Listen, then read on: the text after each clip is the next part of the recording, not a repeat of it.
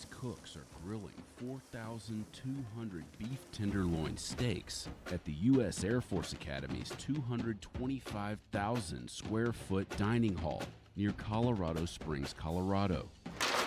And that's just for dinner.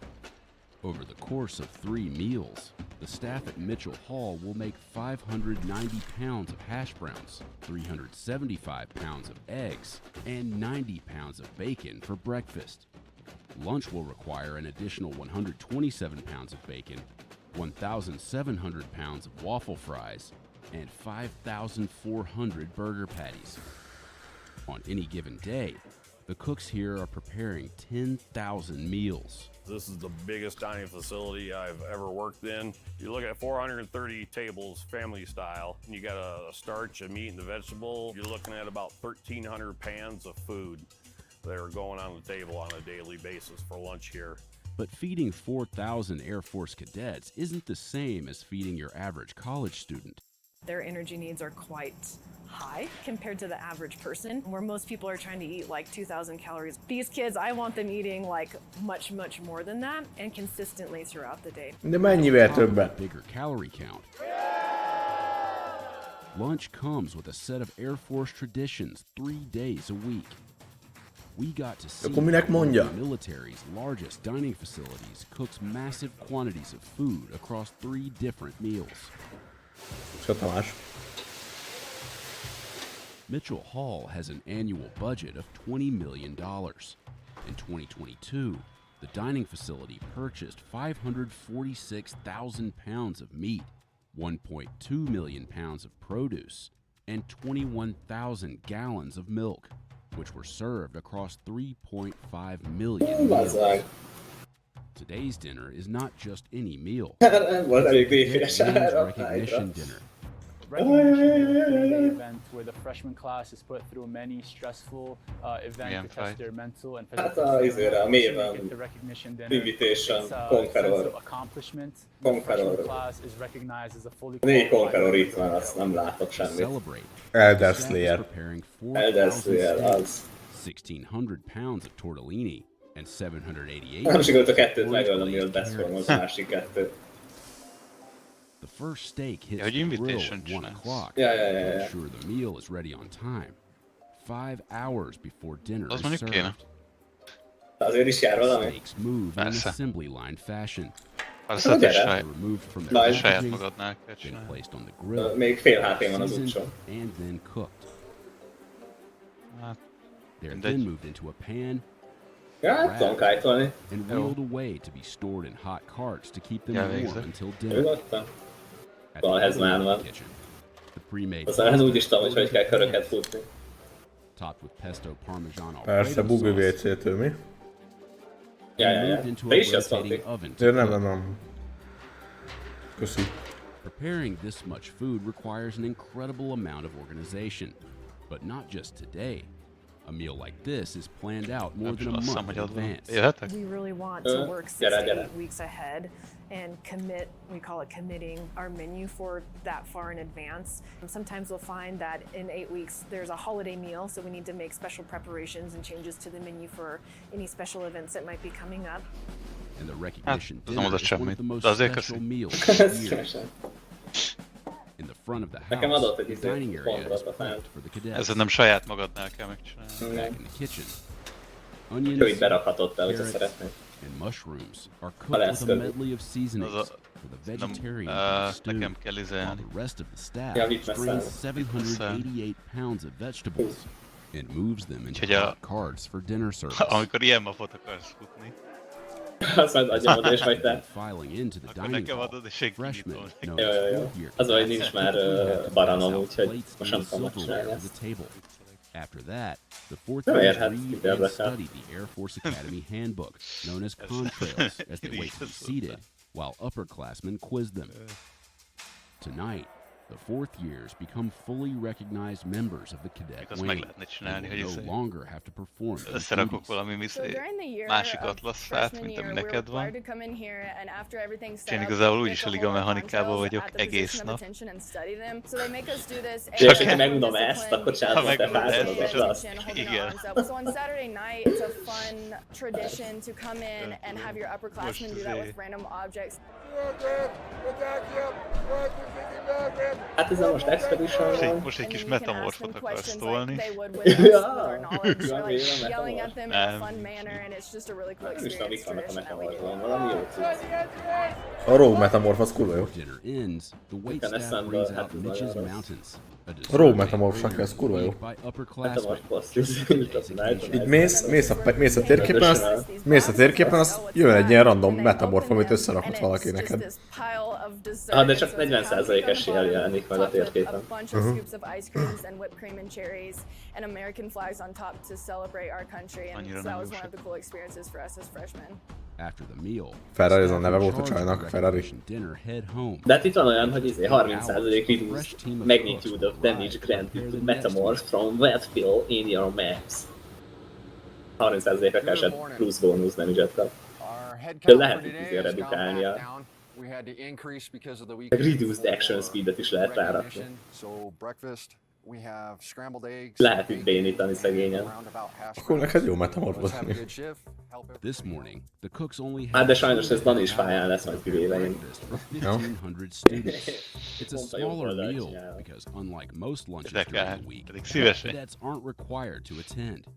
But it's still a challenge to finish on time. The biggest challenge that we have right now is making sure that we have enough staff on hand to make sure that the job gets done on a daily basis. We are open 7 days a week, and we do serve 3 meals per day, so the work never stops. Like many other kitchens, Mitchell Hall is still recovering from a staffing shortage caused by the pandemic. The 8 cooks on staff for this meal boil 375 pounds of pre-cooked scrambled eggs, heat up 90 pounds of bacon, and cook 560 pounds of hash browns in an industrial-sized fryer known as the Monster. As our staffing dwindled, I saw we've nothing. had to go to a lot of pre-done convenience items. For instance, boil bag mashed potatoes, boil bag mac and cheese. It's a very time-saving opportunity for us with the short staff that we have. Igen. It's a proven method for serving large quantities of nutritious Mondjuk food az lehet, hogy pont with nem only a aminek az az handful of implicitje, cooks. hogy Ed's 13 túl 27 fire damage Staff tuletetsz. will spend the majority of their Hát time még az se rossz. transferring breakfast items into Igen? plates, És kell neked egy? where they will be set on the serving line Mármint, for hogy, cadets az, to grab mármint, and hogy go a Toxic or Rainben. dine in. But Ja, just a as Chaos breakfast Dot-ot is being lehet served, valahogy a lunch Hunterból. prep is already underway. Tudod, hogy hányas e-leveltől van az? So lunch today, Oh, the vets are sure. getting what we call A 80-as California tuti, burger. They're getting waffle fries today. Again, they get run through our monster deep fryer as well. And we got the lettuce, tomato, onion kits that come in fresh, and those get placed on the table as well. On Monday, Wednesday, and Friday, there's no room for error in preparing the lunch meal. All 4,000 cadets are required to dine in at Mitchell Hall, and they're only given 20 minutes to eat.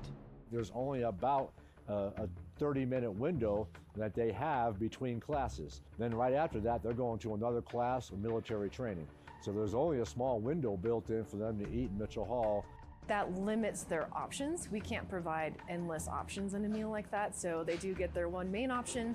We usually have a lean protein option for them, and then we have a vegetarian option, and that's it. We're at like a traditional college, you're gonna go in and you're gonna have different types of cuisines available. We don't have that necessarily here. A I think it's 80-as just the már scale that we feltettem. serve on is the biggest difference in Nálam how we utolsó. provide food to our cadets. Prepping the burger Jó patties ember for vég. 4,000 cadets Yeah. takes about 4 hours. Ér valami. Cooks start by laying out the pre-cooked patties on a tray before moving them into the oven to heat up.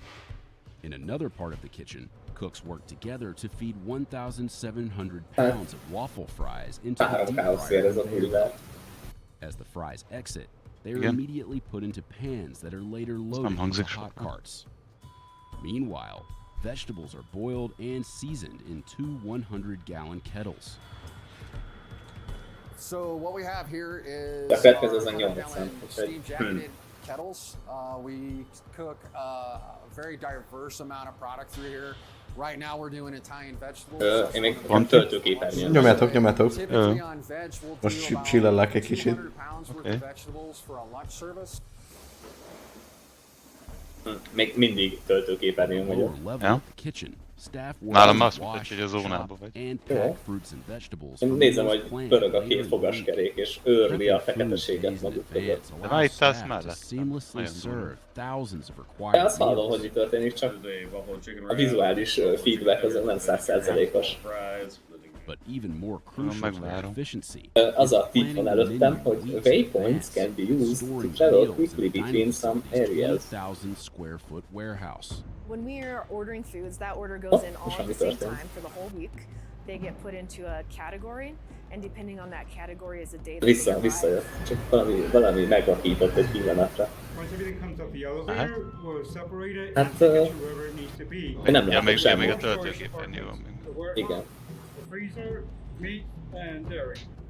Jó, várjál. Miket küldtetek itt? 21 perc. Event in Tarkov. One that Mozgó. its renewal to the bitten landscape. Nem. Young PMCs will emerge from their hideouts to begin their journey in the region. Most work their way to maturity at a slow and steady pace, but some Valami strive történik, to reach úgyhogy még ne their adjuk ultimate fel forms szerintem. with unnatural speed. These sweats are incredibly devastating creatures to all those in the region and to their own bodies in real life.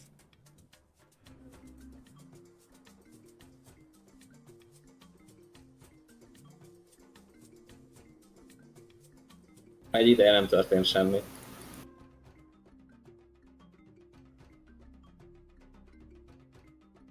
De adjuk föl most már.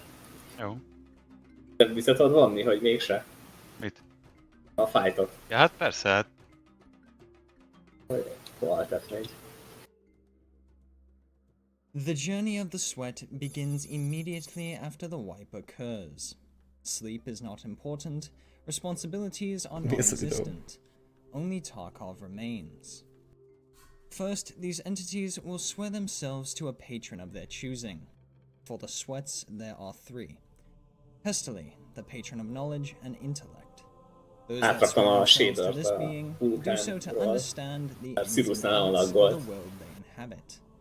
Most lehet még azokat töltögetni, aztán valahogy. The patron of strength and combat skill. Those that swear themselves to this being do so to unlock aggression and fighting skills like no other. Finally, the most ancient one of all, Nikita, the creator of all things. Those that swear themselves to this being do so with the hope of minimizing their chances of being Tarkoved. After this ancient ritualistic process occurs, they begin their journey. Most often, they emerge with the UMP-45 and perhaps a simple coffee. Despite being a relatively new addition to the landscape, these creatures have rapidly become the most dominant of the Tarkov sweats early on. 45 ACP FMJ rapidly melts every PMC as tier 3 armor or below is most common. Micsoda?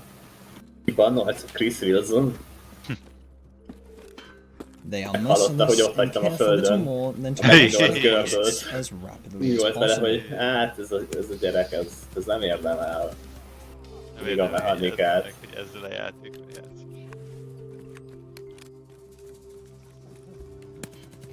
Na most itt vagyok. Showing no quarter, they will kill literally everything they come across to accomplish this goal. Na hadd lám. They fight fiercely, chucking nades with reckless abandon to guarantee every kill. Igen. Jó, akkor lemegyek most. For any ill-equipped PMCs, they are an absolute scourge.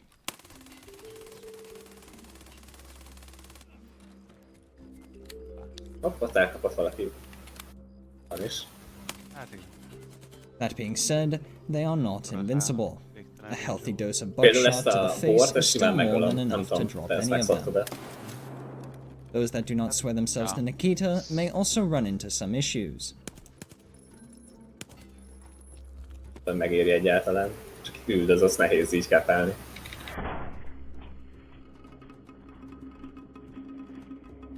In addition, the FMJ cartridge may become less effective as Tier 4 armors slowly become more prevalent.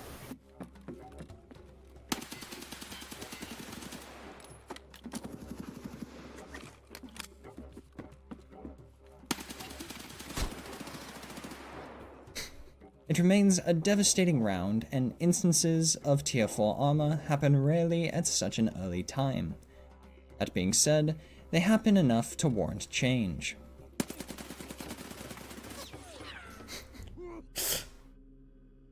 The UMP-45 will carry the sweat until about level 23, by which point they will most likely have unlocked Peacekeeper 3, leading them into the next stage of their journey. The second stage sees greater weapon diversity. Perhaps more importantly, it sees the beginning of the downward spiral of energy drinks. In addition, the changes to the endurance skill has made it far harder to level up. Thus, the sweats may begin running around on maps such as Shoreline with only a hatchet. This is of course the closest thing to cardio they will ever do. Megint bevált, hogy lentre mentem, megint Through nyerünk. Peacekeeper 3, the Sweat now has access to far greater ammo such as 45 ACP AP and M80. The UMP, revitalized with this newfound terror, shreds through anything lacking the toughest armor.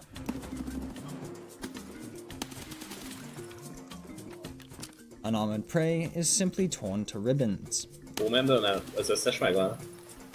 Nincs. Tough scab bosses are felled Aminek at így an nincs értelme alarming rate. HC-nél. Azokat így nem veszem ki. Groups of opponents Vannak az ilyenek, quickly hogy cut miután down by the meghalsz, most több holy dimitet of kapnak az handgun ellenfelek is cartridges. így.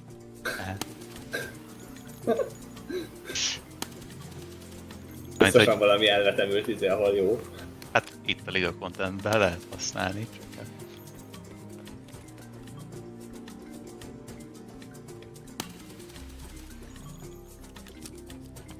At this point, the Sweats will begin to realize the blessings of their patrons.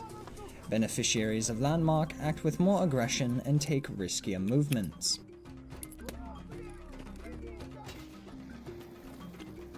Így.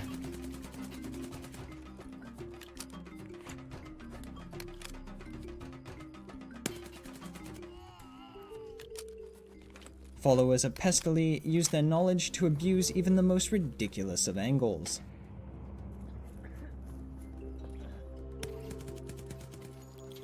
This being said, the UMP is simply not ideal for longer ranges.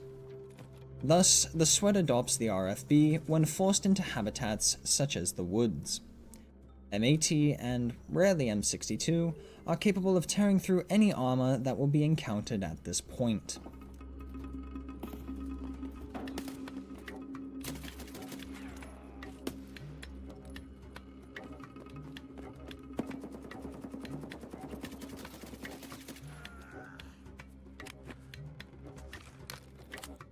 The RFB provides an inexpensive and stable platform for sniping, whilst remaining potent at short ranges.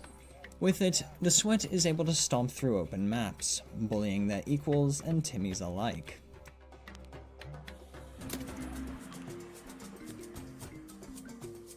De nem kettő volt? Bullying their equals and Timmies alike. Ez az hallottam.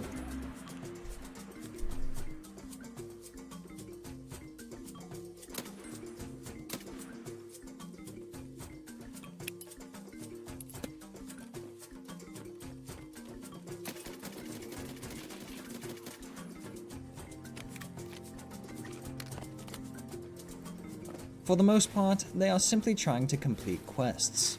However, they will latch onto any opportunity they get to hunt another creature.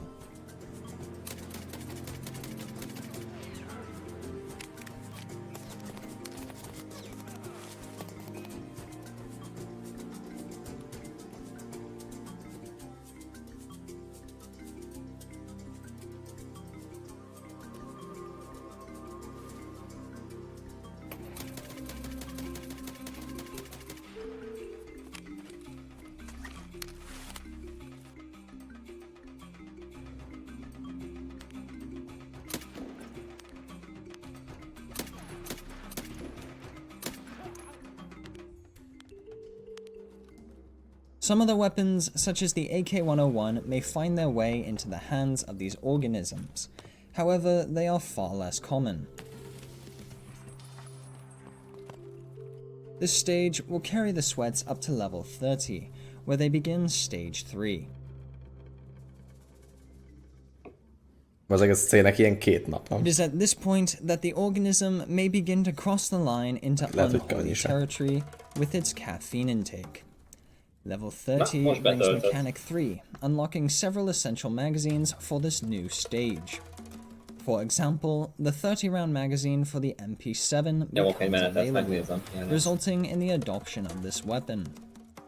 The MP7 sweats are incredibly aggressive, as the high rate of fire and relative inexpense of the ammo makes it ideal for mag dumping.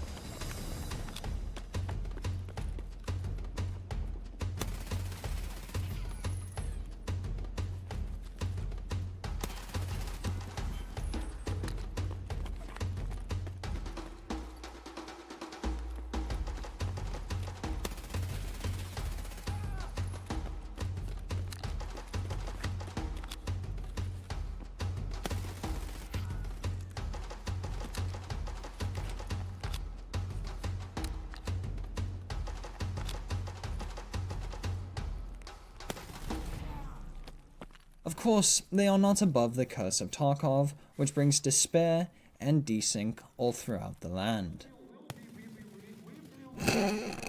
Unfortunately, the newly inflated ego of sweats at this stage may drive them to whine incessantly about this curse, or honestly about anything really. Still, they are exceptional creatures, and their aggression aids in their hunting. Though far less common, the 45 vector is still a noteworthy occurrence among these individuals. The sweat cares little for such frivolous things as accuracy and will dump ammo into the general direction of an opponent.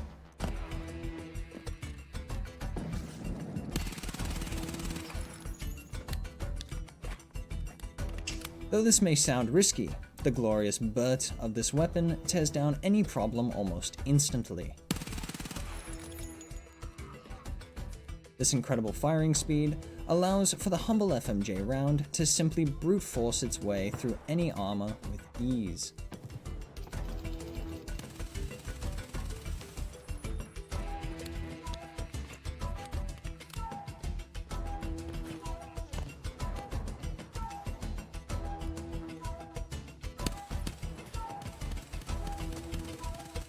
A favor megmarad a két kör között? That being said, a solo will struggle Már with két this tornament között, vagy as két it may kör burn között? through armor, A tornamenten but it also belül két burns menet through között. ammo. Igen.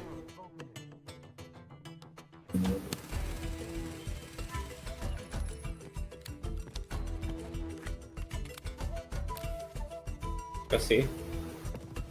Szívesen.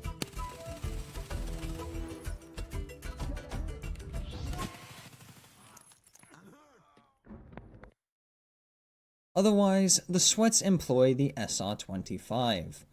The SR-25 is the upgrade of the RFB and fulfills a similar role as a long-range option. When equipped with a scope, the sweats spend their time lining up careful shots to strike from a vast distance. Though they feel sympathy for the naive younglings of Tarkov, it is not enough to stop the sweat from dropping them immediately.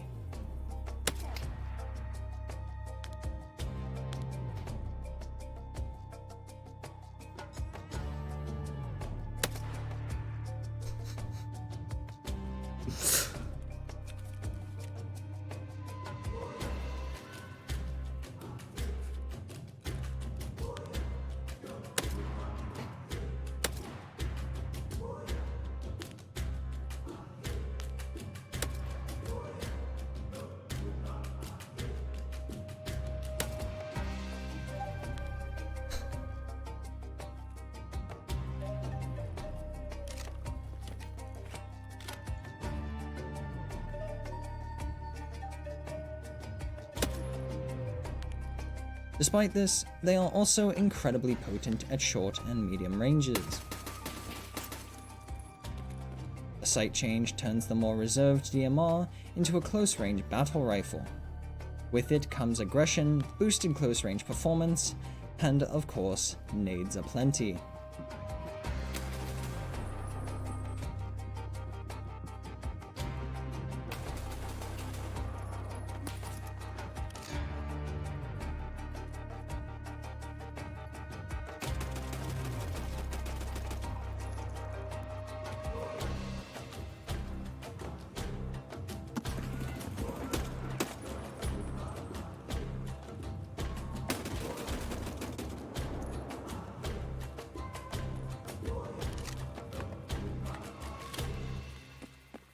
Perhaps best of all, they bring swift death to their most hated rivals. Igen, és elvileg azt csinálja, amit gyakorlatilag. Megnéha semmit. Nice. Upon arriving at Stage 4, the Sweat has unlocked the weapons it will employ until they reach their final goal, the coveted Kappa. They look down on any organisms that have not evolved to their level, believing them to be filthy casual peasants not worthy of owning a computer. They also delve into the realm of batshit insanity with their energy drinks that are an affront to God and nature. More unique than the others in this stage, the MDR-762 creatures are admired for their versatility. 762x51 is able to reach out beyond several hundred meters to snuff out prey.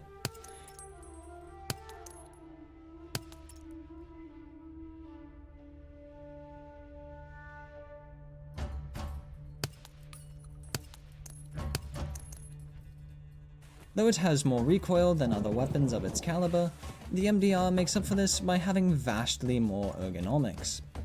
It is also incredibly compact, making it potent within cramped areas such as dorms.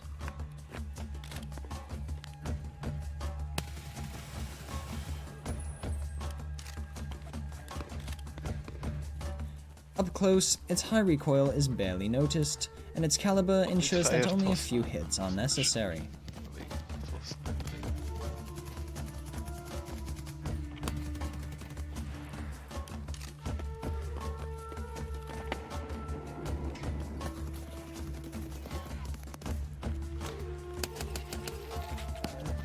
Robás.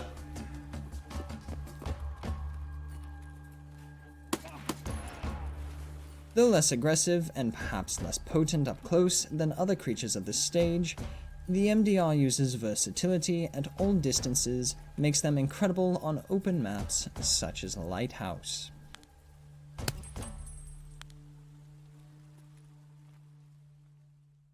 The RD-704 creatures evolve sooner than their cousins, yet still pack quite a wallop. Due to being relatively inexpensive and an early evolution, they are sometimes found with PS ammo.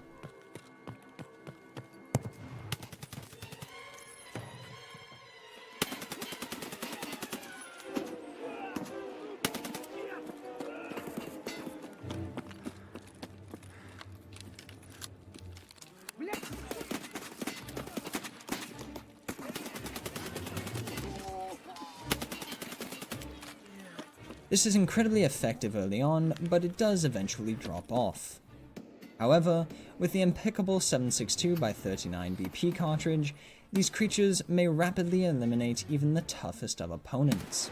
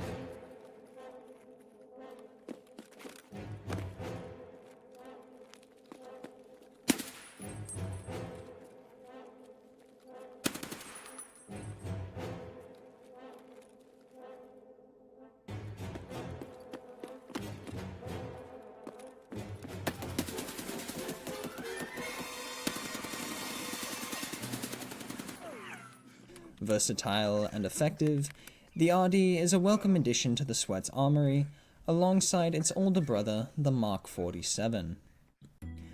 The Mutant was and remains the most common and effective Sweat weapon in the game. Those found with this weapon have most often received the blessing of Landmark, and push with remarkable aggression. This footage is captured by a camera mounted to a bare PMC equipped with such a weapon. Most én még 5 darab totemük van. Ó, megvárom.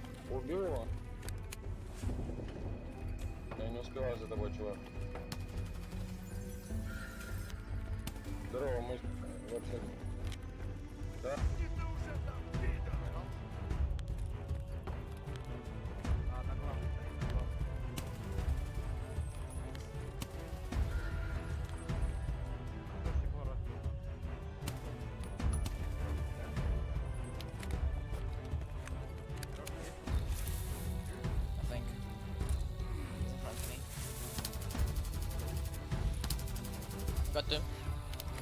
I'm pushing. Nading. Hit him twice. Two. He's dead, first dead.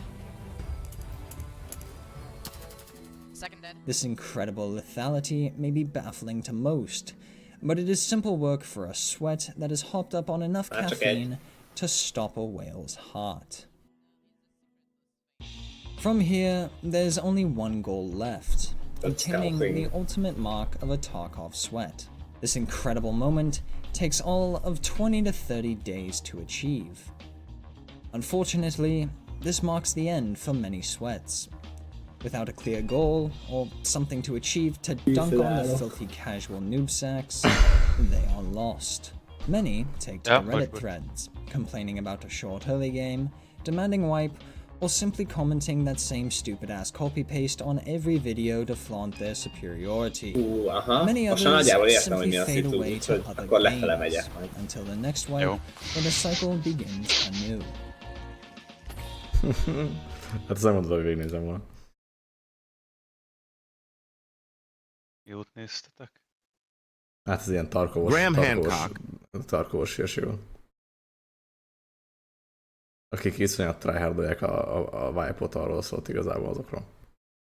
De most ezt megnézzük a 10 legőrültebb összeesküvés elméletet.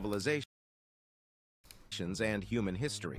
His perspectives often blend historical facts, mythology, and fringe ideas, making them both intriguing and controversial. This video explores the 10 craziest conspiracy theories proposed by Hancock. Number 1. The mystery of the pyramids. Graham Hancock's views on the Egyptian pyramids, particularly the Great Pyramid of Giza, are unconventional to say the least. He postulates that these monumental structures are much older than mainstream historians believe. In his view, these pyramids, specifically the Great Pyramid of Giza, could not have been built by the Egyptians of the 4th dynasty around 2600 BC as conventional Egyptology suggests. Hancock points to the incredible precision and astronomical alignments of the pyramids, arguing that such accomplishments require a level of knowledge and technology that the ancient Egyptians did not possess. He suggests that the design, construction, and geographical alignment of the pyramids indicate a far more advanced civilization was responsible, one that existed thousands of years before the ancient Egyptians. Furthermore, Hancock argues that the Great Pyramid's geographic location has cosmological significance. The pyramid is located at the exact center of Earth's land masses, something he believes is unlikely to be a mere coincidence. He also draws attention to the fact that the pyramid's measurements correlate with astronomical constants, such as the speed of light, adding further mystery to the monument's creation. Hancock also dismisses the notion that the pyramids were merely tombs for pharaohs. He believes they served a much grander yet unknown purpose, possibly spiritual or metaphysical in nature, with the King's Chamber's resonant frequency potentially being part of an ancient yet advanced technology. Although his theories on the Great Pyramid of Giza have been criticized by mainstream archaeologists and Egyptologists, Hancock maintains that the monument's age, purpose, and construction are still shrouded in mystery. This mystery is a common thread in all his works, as he consistently questions established narratives and offers alternative perspectives on human history. Number 2. The Lost City of Atlantis. In his quest to unravel the mysteries of the past, Graham Hancock has dedicated much of his work to the legendary city of Atlantis. Based on the works of ancient philosophers and his interpretations of archaeological evidence, Hancock presents an unconventional theory about the existence, location, and ultimate fate of this civilization. The idea of Atlantis was first brought to the world's attention by the ancient Greek philosopher Plato, who described it as an advanced civilization that sank beneath the sea around 9,000 years before his time. While most mainstream historians and archaeologists consider Plato's accounts of Atlantis as allegory, Hancock interprets them as a factual report of a prehistoric advanced civilization.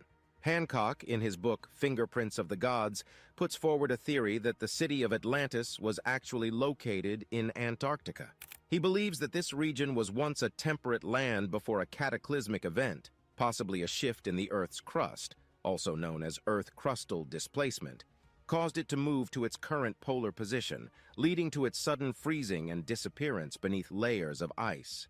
This theory rests on the controversial interpretation of the Piri Reis map, a 16th century world map that appears to show the northern part of Antarctica as it would be without ice, something supposedly unknown until modern seismic surveys. Hancock posits that ezen a térképen nem Afrikában van Atlantis. Moreover, Hancock connects the story of Atlantis with various ancient cultures worldwide. He suggests that the survivors of the Atlantean catastrophe dispersed around the world, taking with them advanced knowledge, which was incorporated into the architecture and mythology of various ancient civilizations. This includes the Mayans, Egyptians, and Sumerians, among others. For him, the sudden rise of these complex civilizations is evidence of an infusion of knowledge from a more advanced, older society, the Atlanteans. Though this theory is controversial and not widely accepted in academic circles, Hancock's exploration of Atlantis has sparked interest and debate. It has challenged the boundaries of traditional historical understanding, inspiring many to question the conventional chronology of human history. Through his Atlantis theory, Hancock continues to invite us to look at the past differently, suggesting that within myths and legends, there may be threads of an ancient truth waiting to be unraveled. Number 3. Ancient civilizations and extraterrestrials. In addition to exploring earthbound civilizations, Graham Hancock also investigates the potential influences of extraterrestrial entities on ancient cultures. Hancock does not assert the existence of extraterrestrials outright, but he does pose intriguing questions about the origins of some ancient knowledge and technologies, suggesting that there may be more to the story than what conventional history provides. In Hancock's view, the technological leap made by ancient civilizations, such as the Egyptians and the Mayans, is difficult to explain solely through the linear evolution of knowledge. He is particularly intrigued by the sudden emergence of advanced architectural and astronomical knowledge in these societies. From the precise construction of the Egyptian pyramids to the sophisticated astronomical observations of the Mayans, Hancock points out that these achievements indicate a level of understanding that seems anomalously advanced for their era. In his book, Supernatural Meetings with the Ancient Teachers of Mankind, Hancock explores the possibility that the rapid progression of ancient civilizations could be attributed to contact with otherworldly beings. He suggests that these contacts may have occurred through altered states of consciousness, potentially induced by the consumption of psychoactive plants. Hancock cites the prevalence of similar motifs in the ancient art across different cultures, such as therianthropes, beings part human, part animal, as potential evidence of these encounters. He argues that these similarities are too striking to be mere coincidence and may represent shared experiences of contact with otherworldly or supernatural entities, possibly interpreted as gods, spirits, or even extraterrestrial beings. Moreover, Hancock delves into the realm of ancient myths and religious texts, which often tell of gods descending from the sky, bestowing knowledge upon humans. He proposes that these could be interpreted as accounts of extraterrestrial visitation. He further speculates that these gods may have guided or influenced humanity's early technological and societal development. Despite the controversy and skepticism that surround such theories, Hancock's exploration of potential extraterrestrial influences on ancient civilizations provokes thought and challenges conventional historical perspectives. His willingness to venture beyond the realms of traditional archaeology and history into the domains of mythology, psychoactive substances, and potential encounters with the supernatural underscores his status as one of the most provocative thinkers in his field. Number 4. The Ark of the Covenant's Hidden Secrets. Graham Hancock's interest in ancient civilizations and their secrets extends to biblical relics as well, and the Ark of the Covenant is a centerpiece in his book, The Sign and the Seal. This ancient artifact, as described in the Bible, was a gold-covered wooden chest containing the 2 stone tablets of the 10 Commandments.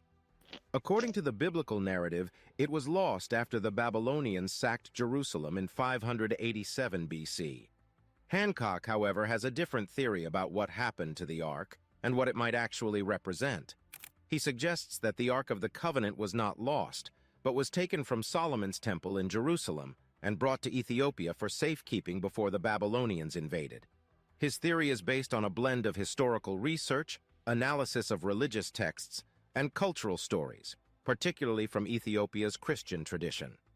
Hancock further suggests that the Ark is still housed today in a chapel in the town of Aksum in northern Ethiopia, guarded by a single monk who is forbidden to leave the chapel's grounds and is the only one allowed to see the Ark. Although no one else is allowed to view the Ark, and thus Hancock's claims cannot be verified, the belief in its presence there is profound among local devotees. But what exactly is the Ark of the Covenant? Beyond its biblical description, Hancock explores its potential as an ancient technology. He posits that the Ark might have been an electrical capacitor capable of storing an electrical charge. This theory is based on the Ark's design as detailed in the Bible, which resembles that of a capacitor. If this were true, it would imply that the Ark was a piece of technological equipment, a product of an advanced civilization. Regardless of the controversy his theories evoke, Hancock's examination of the Ark of the Covenant invites us to reconsider historical narratives and invites intriguing questions about our past. His theories weave together history, religion, and technology, reminding us that our understanding of the past is continually evolving and that mysteries still abound in our human story. Number 5. Supernatural entities in prehistoric art. Graham Hancock's theories reach even further back into human history, taking an intriguing look at prehistoric art and the depiction of supernatural entities. In his book, Supernatural Meetings with the Ancient Teachers of Mankind, he delves into the world of cave paintings, questioning the nature of the beings represented in these ancient artworks. Hancock centers his exploration on the concept of therianthropes, hybrid beings that are part human, part animal, commonly found in prehistoric art across the globe. These figures are often associated with shamanic traditions, in which spiritual intermediaries would enter altered states of consciousness, enabling them to interact with the spirit world. In Hancock's perspective, the recurring depiction of therianthropes is more than just symbolic art. He suggests it might represent actual encounters with supernatural or even extraterrestrial entities. Exploring further, Hancock suggests these encounters might have been facilitated by the use of psychoactive substances. He highlights the prevalence of plants with hallucinogenic properties in various cultures worldwide and the role these substances play in shamanic rituals. He hypothesizes that when in altered states of consciousness, early humans might have been able to perceive and interact with other realms of existence, meeting entities that they later depicted in their artwork. Moreover, he considers the possibility that these entities might have acted as teachers, imparting knowledge that spurred the intellectual and cultural development of humanity. He connects this to the quantum leap in human progress that occurred around 40,000 years ago, when abstract thinking, symbolic behavior, and creativity suddenly flourished, as evidenced by the emergence of sophisticated art and culture. Though this theory is not universally accepted, and indeed invites controversy, Hancock's investigation into prehistoric art provides a thought-provoking interpretation of early human experience and spirituality. He suggests that by exploring these altered civilizations and their role in the development of human culture, we might gain valuable insights into our past and our very nature. Ultimately, Hancock challenges conventional perspectives on prehistory, advocating for a more nuanced exploration of our shared human story. Number 6, the Sphinx and the Age of Leo.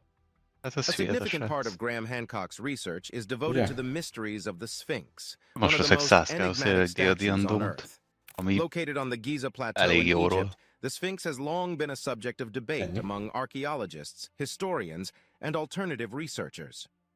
Hancock, in collaboration with Robert Bauval, proposes an alternative theory about the age and purpose of the Sphinx, which challenges traditional Egyptology. In mainstream academia, the Sphinx is believed to have been built by the ancient Egyptians of the Old Kingdom around 2500 BC. However, Hancock argues that the Sphinx is much older. He suggests it was built during the age of Leo, approximately 12,500 years ago. This theory is based on the precessional cycle of the Earth, which results in the precession of the equinoxes, a cycle where, over roughly 26,000 years, different constellations appear to rise just before the sun on the spring equinox. Hancock argues that the Sphinx was built to gaze directly at the constellation Leo in the pre-dawn sky of the spring equinox, marking the age of Leo. Given that the last age of Leo occurred around 12,500 years ago, Hancock posits that the Sphinx is much older than traditional Egyptology suggests. Another element of this theory involves geological evidence. Hancock points to the severe erosion on the body of the Sphinx, arguing that it suggests exposure to thousands of years of heavy rainfall. Given that the last period of significant rainfall in the region occurred around the end of the last ice age, approximately 10,000 to 12,000 years ago, this would support his theory of the Sphinx's age. While the Age of Leo theory is not accepted by mainstream archaeologists and Egyptologists, who argue that there is no archaeological evidence from that era to support it, Hancock's ideas have provoked heated debate. Regardless of the controversy, his theories about the Sphinx challenge established historical narratives and invite a deeper investigation into our past, reminding us that there are still ancient mysteries waiting to be unraveled. Number 7, Antarctica, the lost civilization. Antarctica, a frozen continent shrouded in ice and mystery, is at the heart of one of Graham Hancock's most fascinating theories. He suggests that beneath miles of ice, the remnants of a lost advanced civilization may be hidden. This theory is proposed in his book, Fingerprints of the Gods, where Hancock postulates that Antarctica might be the site of the mythical lost city of Atlantis. As touched upon earlier, Hancock's theory centers on the idea of Earth crustal displacement. This is a geological theory suggesting that the Earth's crust can move over the liquid layers beneath, effectively shifting the geographic location of entire continents. Hancock hypothesizes that about 12,000 years ago, a rapid displacement caused the temperate continent of Antarctica to shift to its current polar location, resulting in its sudden freezing and encasement in ice. This theory is backed by his controversial interpretation of the Peary Race Map, an ancient world map that appears to depict the Antarctic coastline free of ice. Hancock suggests that this knowledge might have been passed down from a civilization that existed before the continent was covered in ice, indicating that advanced civilizations may have existed far earlier than mainstream history acknowledges. 30%-ig increase fejlődés, ez nem rossz, nem? De talán az nem csinál semmit, ugye? Fogalmam sincs. Igazából plusz igen, meg az, hogy vannak mellette rezisztek, így annak örültem. Igen? Might have seeded the cultures of Egypt, Sumer, and the Americas. Furthermore, he hypothesizes that this lost civilization had advanced astronomical knowledge, as evidenced by the sophisticated alignments and constructions of ancient monuments around the world. This, he suggests, may have been knowledge preserved from the Antarctic civilization. Despite these challenges, Hancock's Antarctica theory fascinates many. It proposes a complete rethinking of human history and challenges our understanding of human development. It serves as a reminder that our knowledge of the past is still incomplete and that there are mysteries yet to be discovered beneath the surface, both figuratively and perhaps, in the case of Antarctica, quite literally. Number 8. The Hall of Records, Lost Knowledge of Ancient Egypt. Another recurring theme in Graham Hancock's work is the idea of a Hall of Records, a mythical ancient library purported to hold the knowledge of a lost civilization. This concept features prominently in his research, with Hancock theorizing about the possible existence and location of such a repository, primarily beneath the Sphinx on the Giza Plateau. The notion of the Hall of Records is linked to the American clairvoyant Edgar Cayce, who suggested its existence during his readings. According to Cayce, the Hall of Records holds the history of the lost civilization of Atlantis, stored on tablets or scrolls, containing their knowledge of technology, history, and spiritual practices. Building on this concept, Hancock proposes that the Hall of Records is hidden within a chamber beneath the Sphinx yet to be discovered. He points to seismic surveys of the area showing potential underground cavities near the Sphinx. Additionally, he refers to the local folklore and legends hinting at secret chambers and passageways in the area. Hancock speculates that the Hall of Records was created by the survivors of a lost advanced civilization, possibly Atlantis, who sought to preserve their knowledge in the wake of a cataclysm. He suggests that these survivors could be the gods or elder culture heroes mentioned in ancient texts and mythologies who were said to bring civilization to humans. Moreover, Hancock links the Hall of Records to other ancient sites worldwide, including the Mayan structures in Central America and the ancient monuments in India, arguing they may contain additional repositories of ancient wisdom. He contends that this knowledge was disseminated globally by the survivors of the lost civilization, influencing the development of cultures across the world. While the theory of a Hall of Records is intriguing, it remains unsupported by substantial archaeological evidence. Mainstream Egyptologists and archaeologists have not found any concrete proof of a hidden chamber under the Sphinx or the existence of a global ancient repository of knowledge. Criticism also stems from the original source of the idea, Edgar Cayce, whose readings were made in a trance state and are thus regarded skeptically by many scientists. Despite the controversy surrounding these ideas, the potential existence of a Hall of Records captivates the imagination, reflecting a universal human desire to uncover hidden wisdom and lost histories. As with many of Hancock's theories, the significance lies not only in the claim itself, but also in the invitation to question, explore, and consider alternative perspectives on human history. Number 9. The Global Cataclysm. A comet strike 12,800 years ago. Graham Hancock's work delves into the realm of earth sciences and paleoclimatology to propose a theory regarding a catastrophic global event that occurred approximately 12,800 years ago. As outlined in his book, Magicians of the Gods, Hancock proposes that a comet strike instigated a massive global cataclysm that wiped out advanced civilizations and drastically altered the Earth's climate. This theory aligns with the Younger Dryas boundary impact hypothesis, which suggests that a significant cooling event, known as the Younger Dryas, was triggered by the impact of a comet or meteor. This period saw a rapid return to glacial conditions in the northern hemisphere after the last ice age had ended, causing massive disruptions to flora, fauna, and human societies. Hancock extends this hypothesis, suggesting that the comet strike wiped out a prehistoric advanced civilization, possibly the same one linked to his theories on Antarctica and the Sphinx. He proposes that the remnants of this lost civilization can be found in various ancient sites worldwide, including Göbekli Tepe in Turkey.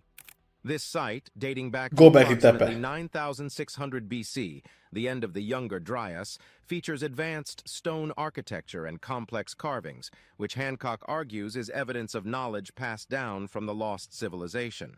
Moreover, Hancock points to myths and legends of a great flood found in various cultures worldwide as further evidence of this cataclysm. He posits that these flood narratives might be a form of collective memory of this devastating event and the end of a lost civilization. The comet impact theory, while increasingly supported by evidence such as the presence of a widespread layer of impact-related materials at the Younger Dryas boundary, is still a topic of debate among scientists. Critics argue the evidence can be interpreted in other ways and that more direct proof is needed. The idea of a lost advanced civilization being wiped out by such an event is even more controversial, as there is currently insufficient archaeological evidence to support the existence of such a civilization at the time of the proposed cataclysm. However, these theories have brought increased attention to the Younger Dryas period and the mystery of humanity's past. They encourage an exploration of ancient myths and legends in the context of geological and archaeological evidence, enriching the discussion about our understanding of human history. Regardless of the ongoing debate, Hancock's theories remain an exciting journey into our past, sparking curiosity and a sense of wonder about the mysteries yet to be unveiled. Number 10. Sacred geometry and its impact on human consciousness. Sacred geometry, the belief that certain geometric shapes and patterns possess sacred or spiritual significance, features prominently in Graham Hancock's theories about the nature and influence of ancient civilizations. He proposes that these civilizations had an understanding of sacred geometry, as evidenced in their architectural designs and artwork, and suggests this knowledge had profound impacts on human consciousness and spiritual development. At the core of Hancock's sacred geometry theory is the idea that specific shapes and proportions resonate with the fundamental energies of the cosmos. He proposes that by integrating these forms into their structures, ancient cultures sought to harmonize with these cosmic energies, enabling them to facilitate spiritual experiences and alter states of consciousness. Sites such as the Great Pyramid of Giza and the Temple of Luxor in Egypt, Stonehenge in England, and the ancient city of Teotihuacan in Mexico feature prominently in Hancock's discussions. He argues that the precise alignments, proportions, and geometric patterns found in these sites indicate an understanding of sacred geometry and suggest a level of knowledge and sophistication that challenges mainstream historical perspectives. Furthermore, Hancock links sacred geometry to his broader theory of a lost advanced civilization, suggesting that this knowledge might have originated from that civilization and been passed down to the cultures that followed. He argues that this wisdom was embedded in myths, symbols, and architectural plans, serving as a form of encoded information about the universe and the nature of consciousness. Hancock also suggests that the use of sacred geometry in ancient sites and rituals might have been a tool for promoting altered states of consciousness, facilitating spiritual experiences, and ultimately shaping human evolution. He proposes that by aligning with the fundamental energies of the universe, these ancient cultures might have accessed insights and understandings that transcended ordinary perception. While the concept of sacred geometry is widely recognized in the study of ancient cultures and spirituality, its implications and significance remain subjects of debate. Critics argue that correlations can be coincidental, and that ancient cultures may not have intentionally incorporated sacred geometry into their structures. Regardless, the exploration of sacred geometry in the context of ancient civilizations offers a fascinating perspective on our ancestors' understanding of the world and their place in it. It enriches our appreciation of their cultural and spiritual sophistication, and challenges us to consider the profound impacts these ancient és abból is látszik, hogy Beko mit ír, hogy igazából ezek a szent geometriák őt is triggerelték egyből. Szóval ez nem lehet véletlen. Szerintem. Dan is vélemény? Igen.